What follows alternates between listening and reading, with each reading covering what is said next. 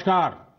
आज 26 जुलाई है और आज का दिन बहुत खास है। आज कारगिल विजय दिवस है। 21 साल पहले आज के ही दिन कारगिल के युद्ध में हमारी सेना ने भारत की जीत का झंडा फहराया था। साथियों, कारगिल का युद्ध जिन परिस्थितियों में हुआ था वो भारत कभी नहीं भूल सकता। पाकिस्तान ने बड़े बड़े मंसूबे पालकर भारत की भूमि हथियाने और अपने यहां चल रहे आंतरिक कलह से ध्यान भटकाने को लेकर दुस्साहस किया था। भारत तब पाकिस्तान से अच्छे संबंधों के लिए प्रयासरत था, लेकिन कहा जाता है ना, बैरू अकारन सब काहू सौ, जो कर हित अनहित ताहू सौ। यानी दुष्ट का स्वभाव ही होता है हर किसी से बिना वजह दुश्मनी करना। ऐसे स्वभाव के लोग जो हित करता है उसका भी नुकसान ही सोचते हैं।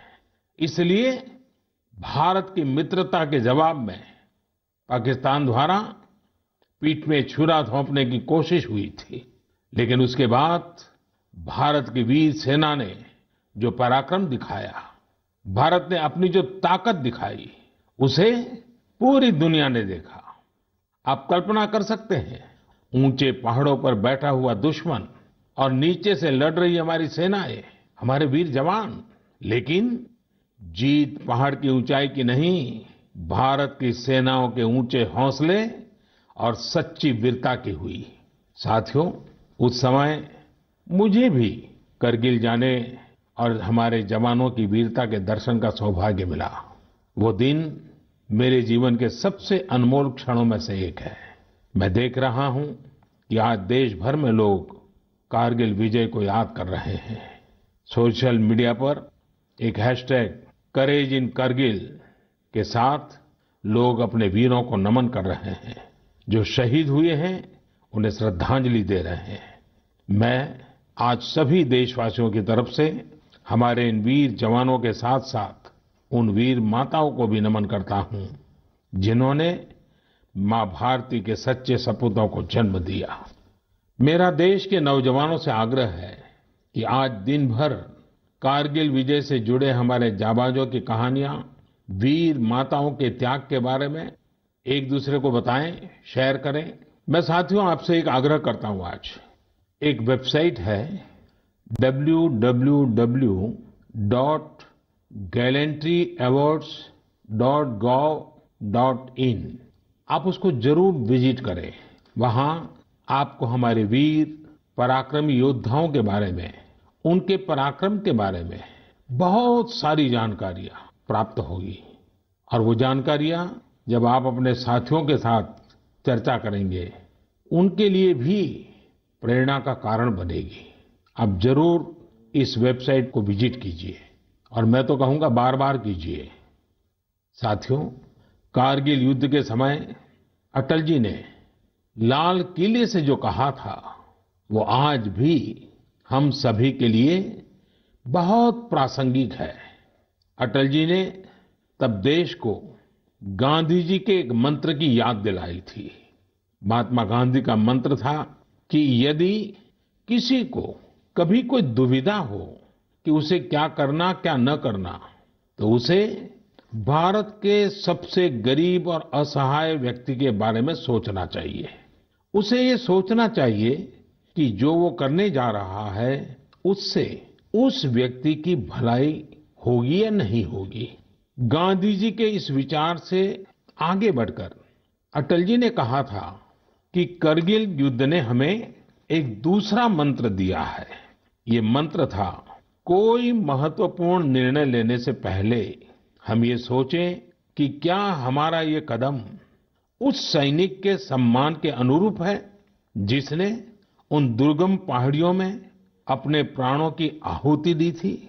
आइए अटल जी की आवाज में ही उनकी इस भावना को हम सुने, समझे और समय की मांग है कि उसे स्वीकार करें। हम सभी को याद है कि गांधी जी ने हमें एक मंत्र दिया था उन्होंने कहा था कि यदि कोई दुविधा हो कि तुम्हें क्या करना है तो तुम भारत के उस सबसे असहाय व्यक्ति के बारे में सोचो और स्वयं से पूछो कि क्या तुम जो करने जा रहे हो उससे उस व्यक्ति की भलाई होगी।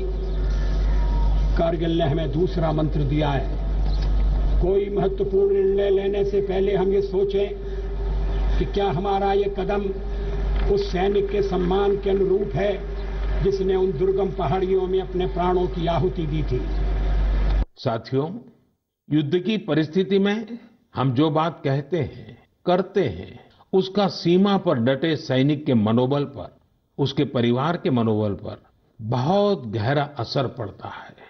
ये बात हमें कभी भूलनी नहीं चाहिए और इसलिए हमारा आचार, हमारा व्यवहार, हमारी वाणी, हमारे बयान, हमारी मर्यादा, हमारे लक्ष्य, सभी कसौटी में ये जरूर रहना चाहिए कि हम जो कर रहे हैं, कह रहे हैं, उससे सैनिकों का मनोबल बढ़े, उनका सम्मान बढ़े।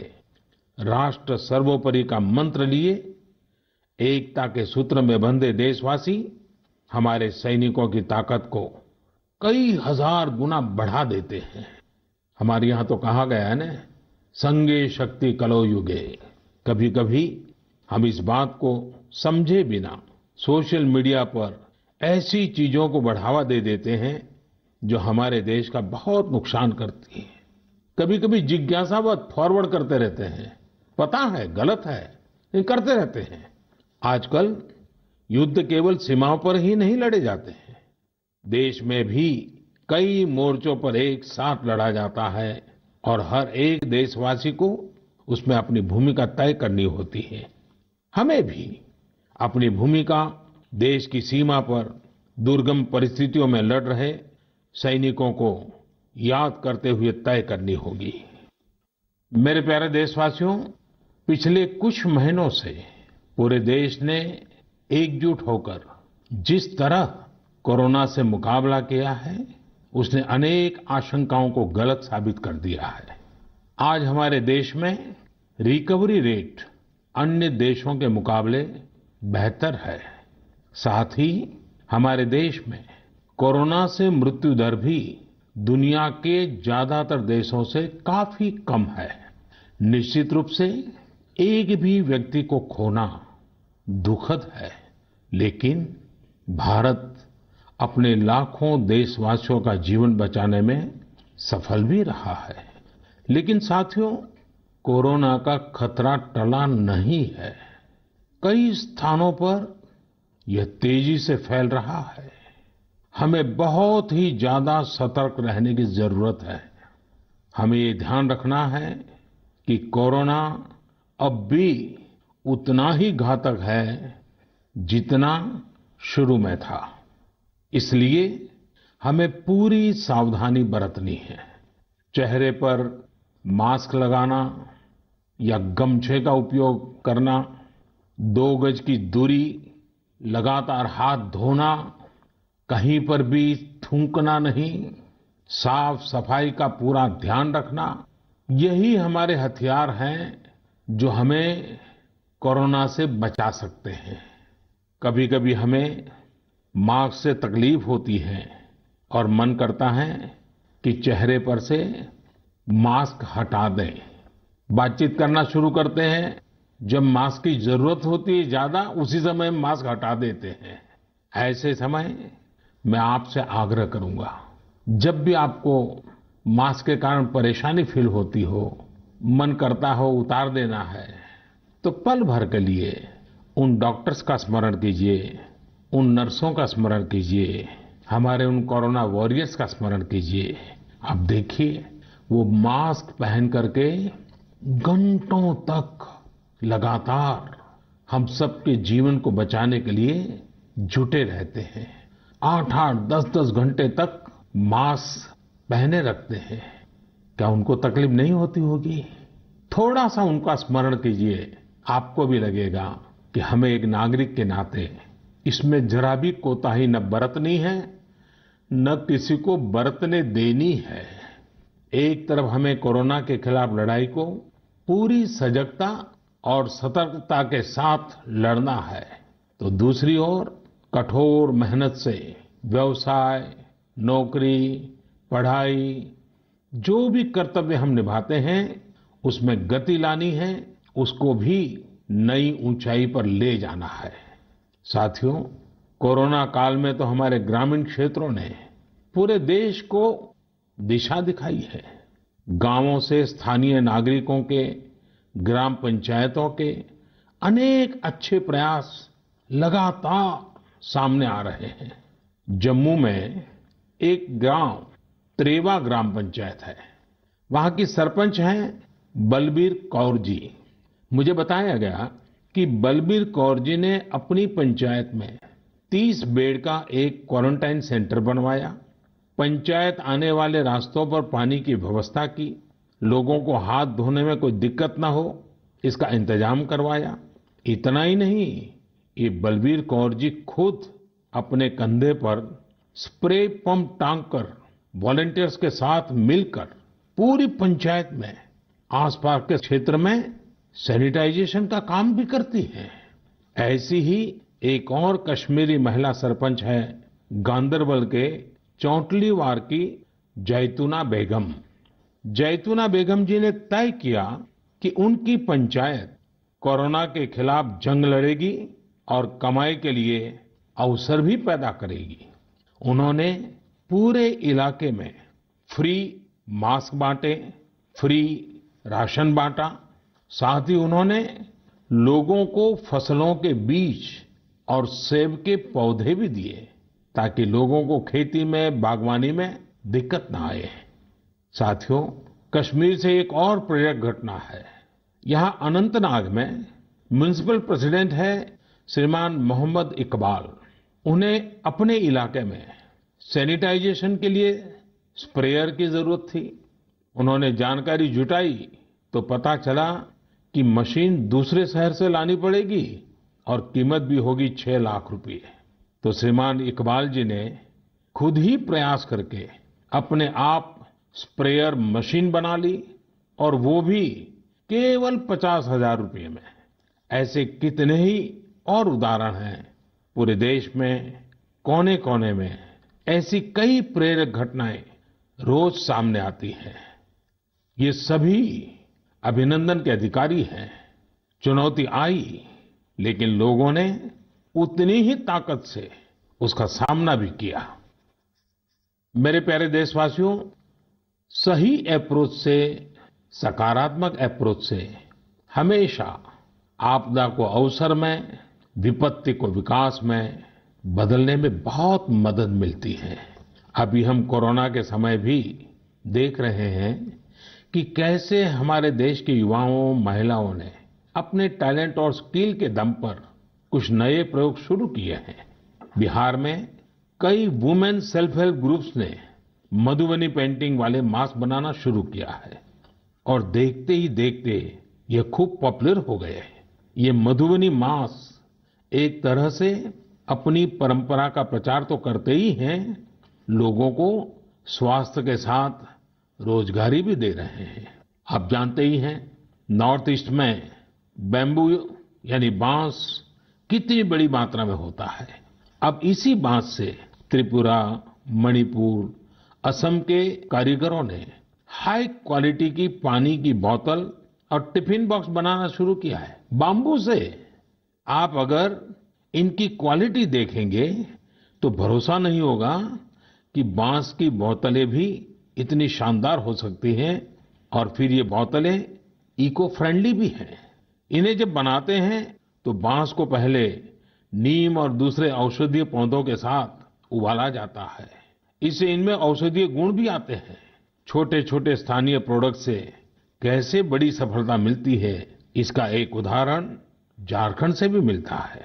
झारखंड के बिशुनपुर में इन दिनों 30 से ज्यादा समूह मिलकर के लेमन ग्रास की खेती कर रहे हैं।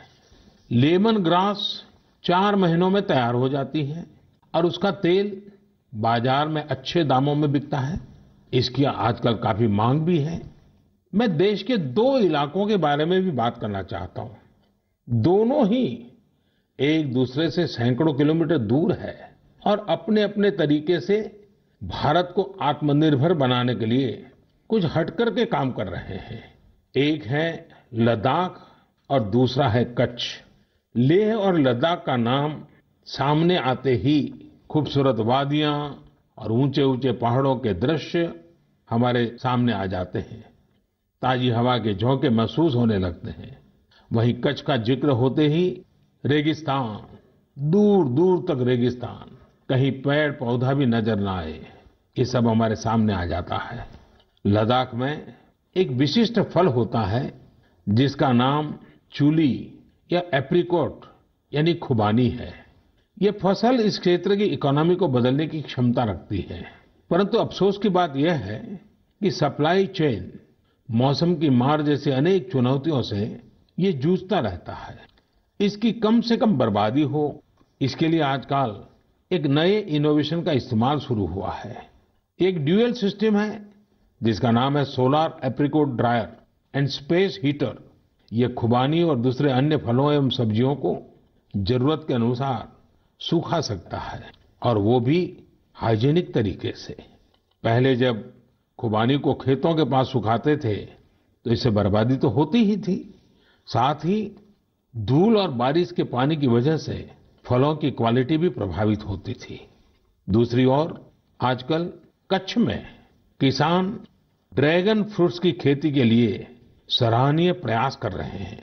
बहुत से लोग जब सुनते हैं तो उन्हें आश्चर्य होता है, कच्छ और ड्रैगन फ्रूट्स, लेकिन वहां आज कई किसान इस कार्य में जुटे हैं। फल की गुणवत्ता और कम जमीन में ज्यादा उत्पाद को लेकर काफी इनोवेशन किए जा रहे हैं। मुझे बताया गया है कि ड्रैगन फ्रूट्स की लोकप्रियता लगातार बढ़ रही है, विशेषकर नाश्ते में इस्तेमाल काफी बढ़ा है। कच्छ के किसानों का संकल्प है कि देश को ड्रैगन फ्रूट्स का आयात न करना पड़े। यही तो आत्मनिर्भरता की बात है। साथियों, जब हम कुछ नया करने का सोचते हैं, इनोवेटिव सोचते हैं, तो ऐसे काम भी संभव हो जाते हैं जिनकी आम तौर पर कोई कल्पना नहीं करता। जैसे कि बिहार के कुछ युवाओं को ही लीजिए। पहले सामान्य नौकरी करते थे। एक दिन उन्होंने तय किया कि वो मोती यानी पर्ल्स की खेती करेंगे। उनके क्षेत्र में लोगों को इस बारे में बहुत पता नहीं था, लेकिन इन लोगों ने पहले सारी जानकारी जुटाई, जयपुर और भुवनेश्वर जाकर ट्रेनिंग ली और अपने गांव में ही मोती की खेती शुरू कर दी। आज ये स्वयं तो इससे काफी कमाई कर ही रहे हैं। उन्होंने मुजफ्फरपुर, बेगूसराय और पटना में अन्य राज्यों से लौटे प्रवासी मजदूरों को इसकी ट्रेनिंग देनी भी शुरू कर दी है। कितने ही लोगों के लिए इससे आत्मनिर्भरता के रास्ते खुल गए हैं। साथियों, अभी कुछ दिन बाद रक्षाबंधन का पावन पर्व आ रहा है। मैं इन दिनों देख रहा हूं कि कई लोग और संस्थाएं इस बार रक्षाबंधन को अलग तरीके से मनाने का अभियान चला रहे हैं। कई लोग इसे वोकल फॉर लोकल से भी जोड़ रहे हैं, और बात भी सही है। हमारे पर्व हमारे समाज के, हमारे घर के पास ही किसी व्यक्ति का व्यापार बढ़े, उसका भी पर्व खुशहाल हो, तब पर्व का आनंद कुछ और ही हो जाता है। सभी देशवासियों को रक्षाबंधन की बहुत बहुत शुभकामनाएं। साथियों, 7 अगस्त को नेशनल हैंडलूम डे है। भारत का हैंडलूम, हमारा हैंडीक्राफ्ट अपने आप में सैकड़ों वर्षों का गौरवमय इतिहास समेटे हुए है। हम सभी का प्रयास होना चाहिए कि न सिर्फ भारतीय हैंडलूम और हैंडीक्राफ्ट का ज्यादा से ज्यादा उपयोग करें, बल्कि इसके बारे में हमें ज्यादा से ज्यादा लोगों को बताना भी चाहिए। भारत का हैंडलूम और हैंडीक्राफ्ट कितना रिच है, इसमें कितनी विविधता है, ये दुनिया जितना ज्यादा जानेगी उतना ही हमारे लोकल कारीगरों और बुनकरों को लाभ होगा। साथियों, विशेषकर मेरे युवा साथियों, हमारा देश बदल रहा है। कैसे बदल रहा है, कितनी तेजी से बदल रहा है, कैसे कैसे क्षेत्रों में बदल रहा है। एक सकारात्मक सोच के साथ अगर निगाह डालें तो हम खुद अचंभित रह जाएंगे। एक समय था जब खेलकूद से लेकर के अन्य सेक्टर्स में अधिकतर लोग या तो बड़े-बड़े शहरों से होते थे या बड़े-बड़े परिवार से या फिर नामी गिरामी स्कूल या कॉलेज से होते थे। अब देश बदल रहा है। गांवों से, छोटे शहरों से, सामान्य परिवार से हमारे युवा आगे आ रहे हैं, सफलता के नए शिखर चूम रहे हैं। ये लोग संकटों के बीच भी नए-नए सपने संजोते हुए आगे बढ़ रहे हैं। कुछ ऐसा ही हमें अभी हाल ही में जो बोर्ड एग्जाम्स के रिजल्ट आए उसमें भी दिखता है। आज मन की बात में हम कुछ ऐसे ही प्रतिभाशाली बेटे बेटियों से बात करते हैं। ऐसी ही एक प्रतिभाशाली बेटी है कृतिका नांदल। कृतिका जी हरियाणा में पानीपत से हैं। हेलो कृतिका जी, नमस्ते। नमस्ते सर। इतने अच्छे परिणाम के लिए आपको बहुत बहुत बधाई। धन्यवाद सर। और आपको तो इन दिनों टेलीफोन लेते लेते भी आप थक गई होगी, इतने सारे लोगों के फोन आते होंगे। जी सर। और जो लोग बधाई देते हैं वो भी गर्व महसूस करते होंगे कि वो आपको जानते हैं। आपको कैसा लग रहा है? सर बहुत अच्छा लग रहा है। पेरेंट्स को प्राउड फील करा के खुद को भी इतना प्राउड फील हो रहा है। अच्छा, ये बताइए कि आपकी सबसे बड़ी प्रेरणा कौन है? सर मेरी मम्मी है सबसे बड़ी प्रेरणा तो मेरी। वाह। अच्छा, आप मम्मी से क्या सीख रही हैं? सर उन्होंने अपनी जिंदगी में इतनी मुश्किलें देखी, फिर भी वो इतनी बोल्ड और इतनी स्ट्रांग है। सर उन्हें देख देख के इतनी प्रेरणा मिलती है कि मैं भी उन्हीं की तरह बनूं। माँ कितनी पढ़ी लिखी हैं? सर बीए की है उन्होंने। बीए किया हुआ है? जी सर। अच्छा, तो माँ आपको सिखाती भी होगी? जी सर, सिखाती हैं, दुनियादारी के बारे में हर बात बताती है। वह डांटती भी होगी? जी सर, डांटती भी है। अच्छा बेटा, आप आगे क्या करना चाहती हैं? सर हम डॉक्टर बनना चाहते हैं। अरे वाह। MBBS। देखिए, डॉक्टर बनना आसान काम नहीं है। जी सर। डिग्री तो प्राप्त कर लेगी क्योंकि आप बड़ी तेजस्वी हो बेटा, लेकिन डॉक्टर का जीवन जो है वो समाज के लिए बहुत समर्पित होता है। जी सर। उसको कभी रात को चैन से सो भी नहीं सकता है, कभी भी पेशेंट का फोन आ जाता है, अस्पताल से फोन आ जाता है, उसको दौड़ना पड़ता है। एक प्रकार से 24/7 365 डेज डॉक्टर की जिंदगी लोगों की सेवा में लगी रहती है। Yes sir. और खतरा भी रहता है क्योंकि कभी पता नहीं आजकल के जिस प्रकार की बीमारियां हैं, तो डॉक्टर के सामने भी बहुत बड़ा संकट रहता है। जी सर। अच्छा कृतिका, हरियाणा तो खेलकूद में पूरे हिंदुस्तान के लिए हमेशा ही प्रेरणा देने वाला, प्रोत्साहन देने वाला राज्य रहा है। हाँ जी सर। तो आप भी तो कोई खेलकूद में भाग लेती हैं क्या? कुछ खेलकूद पसंद है क्या आपको? सर बास्केटबॉल खेलते थे स्कूल में थे जब। अच्छा, आपकी ऊंचाई कितनी है? ज्यादा है ऊंचाई? नहीं सर, 5'2" की है। अच्छा, तो फिर तुम्हारे खेल में पसंद करते हैं? सर वो तो बस पैशन है, खेल लेते हैं। अच्छा अच्छा।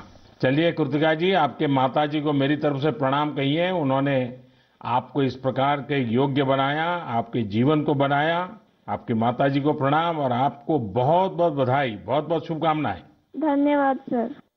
आइए अब हम चलते हैं केरला, एर्नाकुलम। केरला के नौजवान से बात करेंगे। हेलो। हेलो सर, नमस्कार। So Vinayak, congratulations. Thank you sir. शाबाश विनायक, शाबाश। Thank So you how is the Josh? Hi sir. Do you play any sport? Badminton. Badminton? Yes. In a school or you had any chance to take a training? No, in school we have already get some training Mm-hmm. From our teachers, so thus and we get opportunity to participate outside Wow. from the school itself. How many states you have visited? I have visited only Kerala and Tamil Nadu. Only Kerala and Tamil Nadu. Yes. So would you like to visit Delhi? Yes sir, now I am applying Delhi University for my higher studies. Wow. So you are coming to Delhi. Yes sir. Hmm. Tell me, do you have any message for fellow students who will give board exams in future? Hard work and proper time utilization. So the perfect time management. Yes sir. So Vinayak, I would like to know your hobbies. First of all, badminton, Mm-hmm. and then reading. Mm-hmm. So are you active on social media? No, we are not allowed to use any electronic items or gadgets in the school. So you are lucky. Yes, sir. Well, Vinayak, congratulations again and wish you all the best. Thank you, sir. आइए हम उत्तर प्रदेश चलते हैं। उत्तर प्रदेश में अमरोहा के श्रीमान उस्मान सैफी से बात करेंगे। हेलो उस्मान, बहुत बहुत बधाई, आपको ढेरों ढेरों बधाई। Thank you sir. अच्छा, अब उस्मान बताइए कि आपने जो चाहा था वही रिजल्ट मिला कि कुछ कम आया? नहीं, जो चाहा था वही मिला है। मेरे पेरेंट्स भी बहुत खुश हैं। वाह। अच्छा, परिवार में और भाई भी बहुत इतने ही तेजस्वी हैं कि घर में आप ही हैं जो इतने तेजस्वी हैं? सिर्फ मैं ही हूँ। मेरा भाई वो थोड़ा सा शरारती है। बाकी मुझे लेकर बहुत खुश रहता है। अच्छा अच्छा। अच्छा, आप जब पढ़ रहे थे तो उस्मान आपका पसंदीदा विषय क्या था? मैथमेटिक्स। अरे वाह। तो मैथमेटिक्स में क्या रुचि रहती थी, कैसे हुआ, किस टीचर ने आपको प्रेरित किया? जी, हमारे एक सब्जेक्ट टीचर रजत सर, उन्होंने मुझे प्रेरणा दी और वो बहुत अच्छा पढ़ाते हैं और मैथमेटिक्स शुरू से ही मेरा अच्छा रहा है और वो काफी इंटरेस्टिंग सब्जेक्ट भी है। तो जितना ज्यादा करते हैं उतना ज्यादा इंटरेस्ट आता है, तो इसलिए मेरा फेवरेट सब्जेक्ट। आपको मालूम है एक ऑनलाइन वैदिक मैथमेटिक्स के क्लासेस चलते हैं? Yes sir. हाँ, कभी ट्राई किया है इसका? नहीं सर, अभी नहीं किया। आप देखिए, बहुत सारे आपके दोस्तों को लगेगा जैसे आप जादूगर है, क्योंकि कंप्यूटर की स्पीड से आप गिनती कर सकते हैं। वैदिक मैथमेटिक्स की बहुत सरल टेक्निक्स हैं और आजकल वो ऑनलाइन पर भी अवेलेबल होते हैं। जी सर। क्योंकि आपकी मैथमेटिक्स में इंटरेस्ट है तो बहुत सी नई नई चीजें भी आप दे सकते हैं। जी सर। अच्छा उस्मान, आप खाली समय में क्या करते हैं? खाली समय में सर कुछ न कुछ लिखता रहता हूँ मैं। मुझे लिखने में बहुत इंटरेस्ट आता है। अरे वाह, मतलब आप मैथमेटिक्स में रुचि लेते हैं, लिटरेचर में भी रुचि लेते हैं? Yes sir. क्या लिखते हैं? कविताएं लिखते हैं, शायरियां लिखते हैं? कुछ भी करंट अफेयर से रिलेटेड कोई भी टॉपिक हो उस पर लिखता रहता हूँ। नई नई जानकारियां मिलती रहती हैं, जैसे जीएसटी चला था और हमारा नोटबंदी, सब चीज। अरे वाह। कॉलेज की पढ़ाई करने के लिए आगे का क्या प्लान बना रहे हैं? सर, मेरा जी मेंस का फर्स्ट अटेम्प्ट क्लियर हो चुका है और अब मैं सितंबर के लिए सेकंड अटेम्प्ट में अब बैठूंगा। मेरा मेन एम है कि मैं पहले आईआईटी से बैचलर डिग्री लूं और उसके बाद सिविल सर्विसेज में जाऊं और एक आईएएस बनूं। अरे वाह। अच्छा, आप टेक्नोलॉजी में भी रुचि लेते हैं? यस सर, इसलिए मैंने आईटी ऑप्ट किया है। फर्स्ट टाइम बेस्ट था आईटी का। अच्छा, चलिए उस्मान, मेरी तरफ से बहुत शुभकामनाएं हैं। और आपका भाई शरारती है तो आपका समय भी अच्छा जाता होगा। और आपके माताजी पिताजी को भी मेरी तरफ से प्रणाम कहिए। उन्होंने आपको इस प्रकार से अवसर दिया, आपका हौसला बुलंद किया। और ये मुझे अच्छा लगा कि आप पढ़ाई के साथ साथ करंट इश्यूज पर अध्ययन भी करते हैं और लिखते भी हैं। देखिए, लिखने का फायदा ये होता है कि आपके विचार में शार्पनेस आती है। बहुत बहुत अच्छा फायदा होता है लिखने से। तो बहुत बहुत बधाई मेरी तरफ से। Thank you sir. आइए चलिए फिर एकदम से नीचे साउथ में चले जाते हैं, तमिलनाडु। नामक्कल से बेटी कनिका से बात करेंगे। और कनिका की बात तो बहुत ही इंस्पिरेशनल है। कनिका जी, वणक्कम। वणक्कम sir. How are you? Fine sir. First of all, I would like to congratulate you for your great success. Thank you sir. When I hear of Namakkal, I think of the Anjaneya temple. Yes sir. Now I will also remember my interaction with you.